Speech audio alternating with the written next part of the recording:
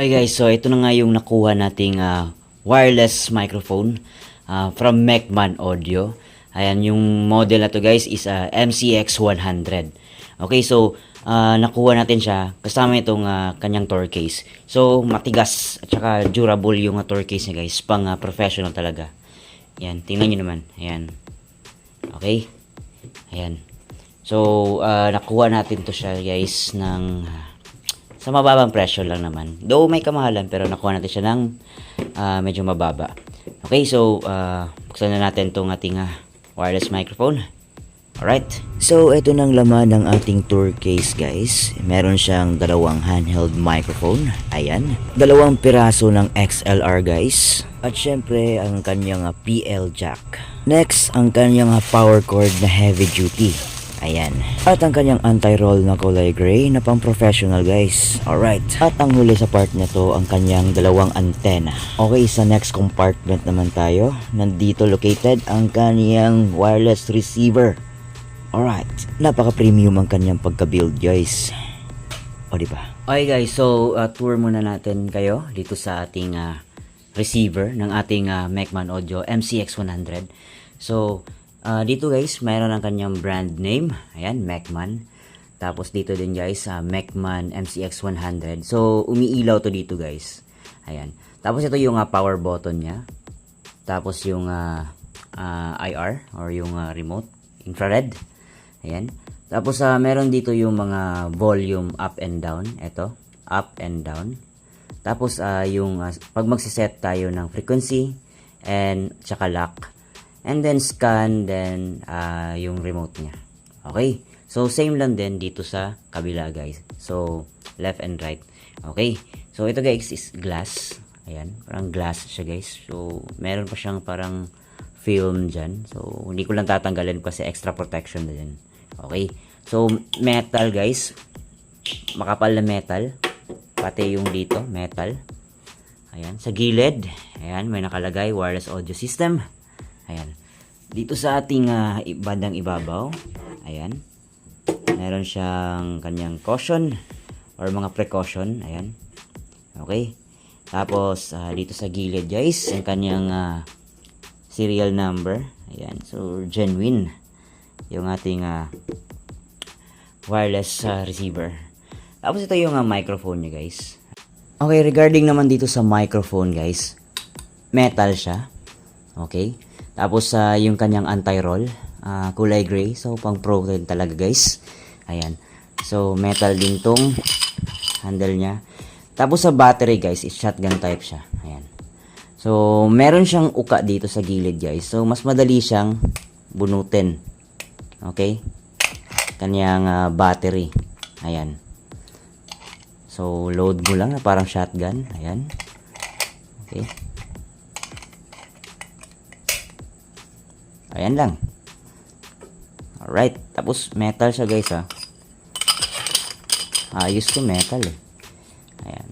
So napaka elegant yung kulay na black guys. Alright. And then yung capsule niya guys. I think mapapalitan to yung capsule niya. Ayan. So hindi siya yung typical na wireless mic. Ayan. Kasi ganyan yung itsura niya guys Ayan. Di ba guys, mas maganda siya. Ayan. So, I think mapapalitan ito. Pero I think okay naman kasi parang matigas or maganda yung build niya guys Ayan, mukhang matibay. Alright, so balik natin. Alright. So, ito yung sa bandang likod niya guys. So, located dito yung antenna, dalawa. Okay. Tapos, maganda siya guys kasi XLR. So, balance siya guys. Balance. XLR. Pero pwede din siyang PL guys or kung saan kayo komportable guys. So, for me, mas maganda yung XLR. Balance kasi. So, XLR dalawa. Good job. Alright. So, wala namang masyadong dito sa likuran guys. Ito lang. So, maganda yung antenna din guys. Alright. Tapos dito yung power cord niya. Maganda din yung kapit ng kanyang power cord guys. Alright. Okay. Okay, so turn on natin yung kanyang receiver. Long press lang. 1, 2, 3. Ayan. So, kulay white yung ilaw niya kasi wala pa namang connected. So, pag may microphone na nakakonect sa kanya, kulay green yan. Okay. So, ito yung microphone. Okay. Tingnan natin yung front panel niya, guys. So, ayan guys, ito na nga yung front panel niya. So, turn on natin yung ating wireless mic. So, one press lang para mag-on. Ayan. Okay. So, ayan guys, nag-turn green na yung ilaw niya. So, kung i-turn off natin to, long press lang. 1, 2, 3. Ayan. So, magkukulay white. Ayan. Turn on natin ulit. Magkukulay green. Ayun. So, number natin is 680 yung ating frequency. So, pagka 5 seconds guys, mawawala na yung ilaw niya dito. Ayan. 680. Okay. So, nasa channel B siya. Okay. So, may signal. Ayan. Ayan. Okay. So, turn on din natin yung isang microphone. One press lang. Ayun. So, yung 641-250. 641-250. Okay. Okay, so sa volume up and down tayo guys. So, yung volume natin hanggang 16. Ayan. Hanggang 16 lang siya. So, ayan. Okay. So, hanggang 16 lang siya. Okay. So, pwede mong i-long press para mas mabilis. Ayan. Ayan. Sa kabila rin, same lang. Ayan. Same lang. Okay. So, meron tayong pag-set ng frequency guys. Meron tayong manual. Tsaka meron ding yung automatic. Okay, so pag mag-set tayo ng frequency guys, halimbawa ito sa channel B, actually maglilipat-lipat yan kung saan kasi yung mas malakas na signal. So, kasi priority niya dito. Okay, so kahit saan guys, kung saan yung pinakamalakas na signal, so doon niya ibibigay yung signal sa ating wireless microphone. So, halimbawa dito na channel guys, mag-set tayo ng frequency. So, pwedeng manual. Ayan. Ayan. Tapos, up and down lang. Halimbawa, ito. 664. Ayan. So, i-scan lang natin. Ayan. So, ilapit lang natin to. Ayan. Okay. So, pag ganun, umilaw siya, guys. So, ayan. Kung, ewan ko lang makita siya, guys. 664. 500. Ayan. 664,500. So, same din sa kabila guys, yung method ng pag-change ng frequency. So, kung gusto mo ng automatic, pwede rin. So, mas preferred ko yung automatic guys kasi siya na yung maghahanap kung ano yung pinaka the best na frequency para sa yung wireless mic. So, eto guys, pindutin mo lang yan, isa. Ayan, long press. So, automatic siya na yung maghahanap ng frequency. So, hinto lang siya guys kapag natapos na yung mascan lahat. Ayan, so tapos na. So, pindutin ulit yung scan ng isang beses. Ayan. So, umiilaw na yung IR, yung red. So, tapat mo lang yung ating wireless mic. Ulit. Ayan. Ayan. So, umilaw na. So, 653. Ayan, 653,750. Ganon din dito, 653,750. So, try din natin sa kabila guys. Dito guys, yung frequency niya is 641,250. Ito, iba. So, i-scan lang natin automatic. Ayan. So, maghahanap na siya ng kaniyang pinaka the best na frequency.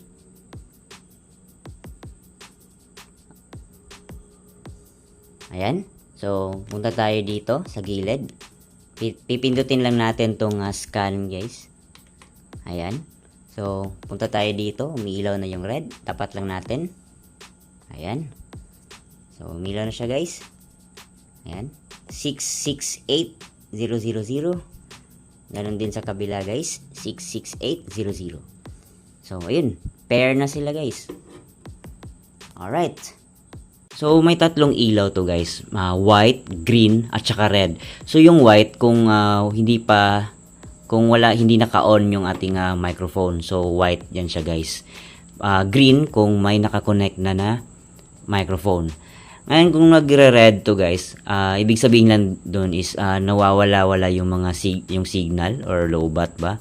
So ayun, so mag-iilaw to ng kulay red. Ayan. So, yun yung isa sa mga nagustuhan ko guys kasi yung may mga indication siya guys. So, at least tayo alam natin kung ano na yung ang situation ng ating wireless microphone. Alright. Okay guys, so mas dito ako na-amaze guys. So, itong tinatawag niyang electronic tube wireless microphone. Ayan. So, wala kasi ito sa ibang feature or wala kasi ito sa ibang wireless microphone guys. So according kay seller guys, sa pagkakaintindi ko lang I'm not sure guys pero the more iinit kasi daw to guys. Ayan. So the more siya mas warmer, the more siya na mas naging natural or mas maganda yung audio output natin sa ating wireless microphone. Kasi ang wireless microphone na to guys is hindi siya tunog digital. Or hindi ka magtutunog robot. Ayun. Ewan ko lang kung mapansin nyo guys sa mga mumurahin lang na wireless microphone. Parang magtutunog robot ka guys. Ayan. Napaka-digital lang boses mo. Ito kasi guys is napaka-natural. I mean, kung ano yung boses mo talaga, yun yung lalabas talaga sa speakers guys Yun. So kaya nga sinabi ko sa previous video ko guys na mas maganda siyang gamitin talaga kung sa mga singing contest. Ayun, napaka-recommendable siya. Talagang walang daya kasi kung ano yung talaga yung boses mo sa personal, yun talaga yung lalabas sa speakers guys. Kaya well recommended ko to guys sa mga singing contest. Ayan. Tapos yung maximum daw nito na distance guys, sa pagkakalam ko is 80 meters ba yun? 80 to 100 meters. Ayan. 80 meters. Ayan. So, tinry ko to previous video ko guys, 100 meters. Okay na okay siya guys. Tapos, nandito sa loob to ng bahay ko guys, itong receiver. Sinadya ko talaga na ilagay dito sa loob ng bahay. Para mas malaman ko talaga kung kaano ba talaga ka-reliable yung signal ni MCX 100. So, nasa loob to ng bahay. Tapos, ayun, nasa malayo ako, estimated mga 95 to 100 meters na yun. Pero smooth, klaro-klaro pala yun. Walang putol-putol na signal guys. Kaya guys, well recommended ko talaga to. So, may kamahalan siya guys pero yun na nga, yung experience at saka yung quality na maibibigay sa'yo neto, kahit si MCX 100 lang, goods na goods talaga guys. Tapos meron pa silang higher version nito guys, yung MCX 150. Ayun, kayang-kaya hanggang 150 meters. Ayun, pero yung audio quality same pa rin daw. Pero yung distance niya guys, ayun, mas maganda talaga daw yun. Pang malayuan. Ayan.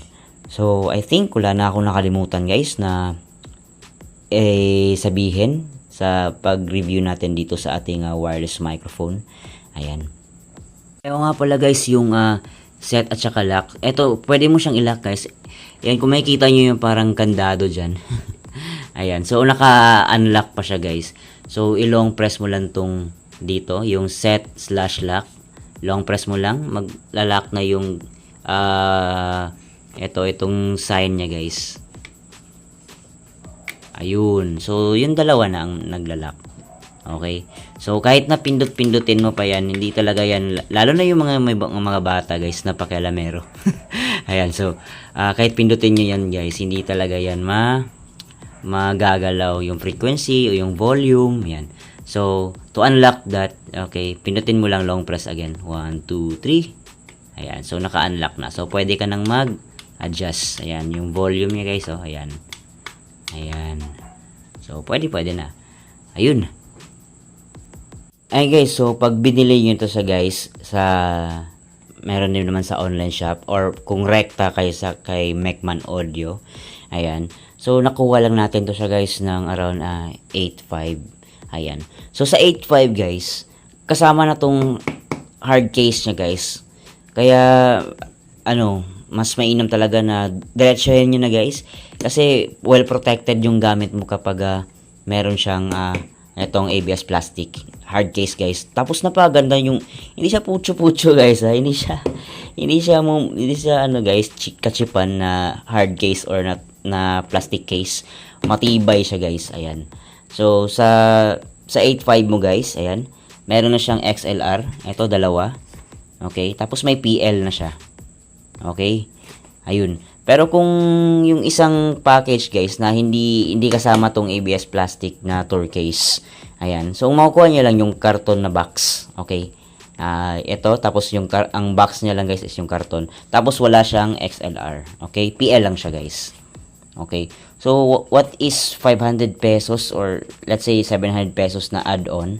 May dalawa ka ng XLR guys. Tapos meron na to. Ito talaga guys, panalo. Dito pa lang panalo ka na guys eh. Kaya, okay ito. Diretsuhin nyo na guys. Total, gumasos na naman din tayo, di ba?